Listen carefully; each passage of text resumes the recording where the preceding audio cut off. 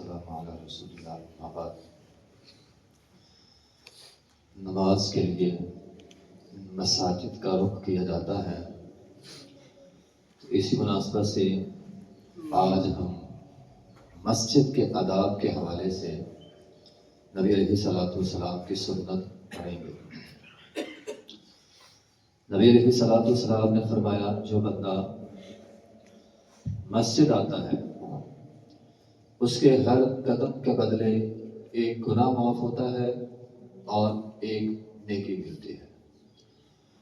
مسجد میں آیا، آ کر اس نے نماز پڑھی، نماز پڑھنے کے بعد اپنی نماز والی جگہ پہ بیٹھا رہا تو نبی علیہ الصلوۃ والسلام نے فرمایا، اللہ آسمان سے ایک فرشتہ بھیجتا ہے، جتنی دیر تک وہ اپنی نماز والی جگہ پہ بیٹھا رہتا ہے آسمان والا فرشتہ اتنی دیر تک اس کے لیے رحمت کی دعا کرتا رہتا ہے،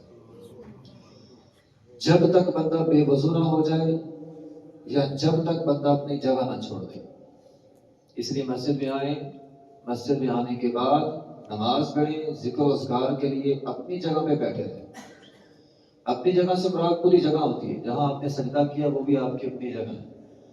بعض لوگ جگہ تنگ ہوتی ہے، نماز کے بعد پیچھے ہو جاتے ہیں، تو میں کہتا ہوں پیچھے ہونے کی بجائے آپ آگے ہو جائیں، آپ آگے ہو جائیں، اگلی جگہ بھی آپ کی ہے، تو جب تک آپ اپنی جگہ پہ رہیں گے فرشتے دعائے رحمت بندے کے لیے کرتے رہتے ہیں۔ مسجد میں آتے ہوئے اس بات کا خیال رکھیں کہ آپ کے منہ سے بدبو نہ آئے، حتیٰ کہ نبی علیہ السلام نے فرمایا پیاز کھانے والے مسجد میں نہ آئے، جب تک اپنی بو کو بدبو کو ظاہر نہیں کر لیتے۔ پیاز ہو یا کوئی بھی اور چیز ہو، حقہ ہو، سگریٹ ہو، کوئی بھی ایسی چیز جس سے منہ سے تعفن آتا ہے، بو آتی ہے، جب تک اپنے اس بو کو ظاہر نہیں کر لیتے نبی علیہ السلام نے فرمایا مسجد میں نہ آؤ۔ اور ساتھ وجہ بیان کی، نبی علیہ السلام نے فرمایا جو چیز انسانوں کو تکلیف دیتی ہے وہ رب کے فرشتوں کو بھی تکلیف دیتی ہے۔ جو آپ کی دعا کے لیے فرشتہ اللہ تعالیٰ نے بھیجا اس کو تکلیف آتی، وہ آپ کی دعا سے نہیں آ رہی۔ تو کوئی بھی ایسی چیز منہ سے ہو، لباس سے ہو، جسم سے اگر بدبو آ رہی ہے تو ہر چیز کی صفائی ضروری ہے۔ تو صاف ستھرے کپڑے ہوں، بندے کا جسم صاف ہو، بدبو نہ آ رہی ہو، نہ منہ سے نہ جسم سے، ایسا بندہ مسجد کے اندر جو ہے وہ آئے۔ چند کام ایسے ہیں جو مسجد میں ممنوع ہیں۔ ایک تو جب آپ نے مسجد میں آنا ہے تو مسجد میں آنے کی دعا بھی پڑھنی ہے، اللہم افتح لی ابواب رحمتک۔ چند کام ہیں جو مسجد کے اندر ممنوع ہیں۔ ایک ہے جب بھی بندہ مسجد میں نہیں آ سکتا، اگر کسی پر غسل فرض ہو گیا وہ مسجد میں نہ آئے۔ ہاں البتہ عابر سبیل کے الفاظ قرآن کے اندر موجود ہیں، مسجد سے گزر سکتا ہے، مسجد میں سویا تھا غسل فرض ہو گیا اٹھ کے باہر چلا جائے، ورنہ بندہ ایسا مسجد میں نہیں آ سکتا۔ نمبر 2، نبی علیہ الصلوۃ والسلام نے فرمایا گم شدہ چیز کا اعلان مسجد میں نہیں ہوگا۔ اب یہ بالکل واضح حدیث ہے، ہمارے یہاں کسی کی کوئی بھی چیز گم ہو جائے نا فوراً مسجد میں آتے ہیں، وہ جی اعلان کر دو جی فلاں چیز گم ہو گئی۔ ایک بندہ مسجد میں آیا، اس نے اعلان کیا میری فلاں چیز گم ہو گئی ہے، نبی علیہ الصلوۃ والسلام نے فرمایا اللہ وہ تجھے چیز کبھی نہ لوٹا کے دے، تیری وہ چیز تجھے ملے ہی نہ۔ کتنی سخت بات آپ علیہ السلام نے فرمائی۔ اس لیے کوئی چیز گم ہو گئی ہے اعلانات کے لیے مسجد نہیں ہے۔ ہاں اگر بندے سمجھتے ہیں آج کل اسپیکر ہے، آواز دور تک جاتی ہے، تو ساری سوسائٹی مل کے ایک اسپیکر کسی جگہ پہ رکھ لیں، کسی دکان پہ رکھ لیں، وہاں پہ سارے اعلانات جو ہے وہ ہوتے رہے، تو گم شدہ چیزوں کے اعلان مسجد میں منع ہے۔